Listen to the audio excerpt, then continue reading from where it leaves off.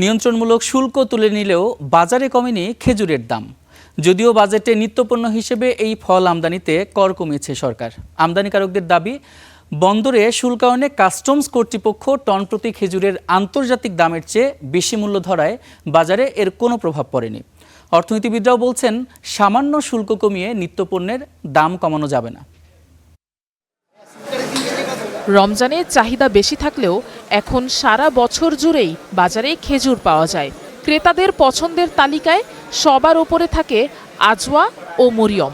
বর্তমানে খুচরা বাজারে প্রতি কেজি মরিয়ম ১২০০ টাকার বেশি, আজওয়া ১১০০ থেকে ১৩০০ টাকা ও মিটজুল প্রায় ২০০০ টাকা কেজি দরে বিক্রি হচ্ছে।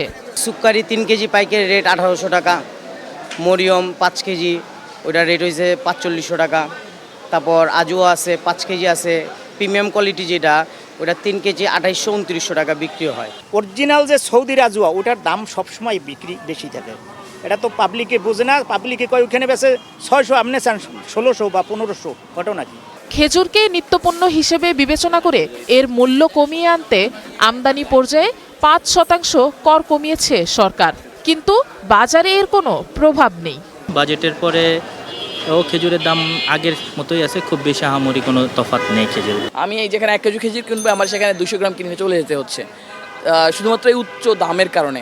ব্যবসায়ীদের দাবি, আমদানির সময়ই প্রকৃত মূল্যের চেয়ে বেশি মূল্যে শুল্কায়নে বাধ্য করে কাস্টমস।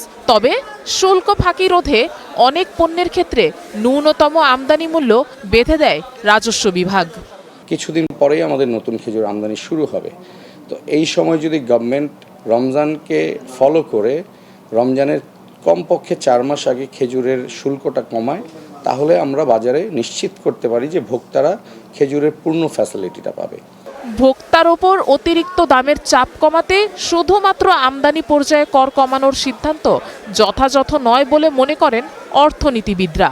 সরকার একদিকে রেগুলেটরি ডিউটি কমাচ্ছে এবং তাতে কিন্তু অনেক ছাড় দিচ্ছে সরকার, মানে রেভিনিউয়ের উপরে কিন্তু একটা নেগেটিভ ইম্প্যাক্ট পড়ছে। কিন্তু তারপরেও কেন সরকার এটা করছে? কারণ তারা আসলে জনগণকে স্বস্তি দিতে চায়। আমাদের ভ্যালুয়েশনের জায়গাতে হার দিতে হবে, মানে কাস্টমস ভ্যালুয়েশনে ওইখানে আসলে প্রাইস কতটুকু ধরছি আমরা।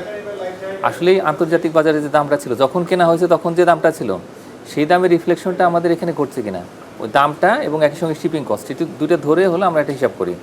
এর পাশাপাশি স্থানীয় বাজারে আমদানি মূল্যের সঙ্গে দামের যে বড় ফারাক তা কমিয়ে আনতে নজরদারি বাড়ানোর পরামর্শ তাদের।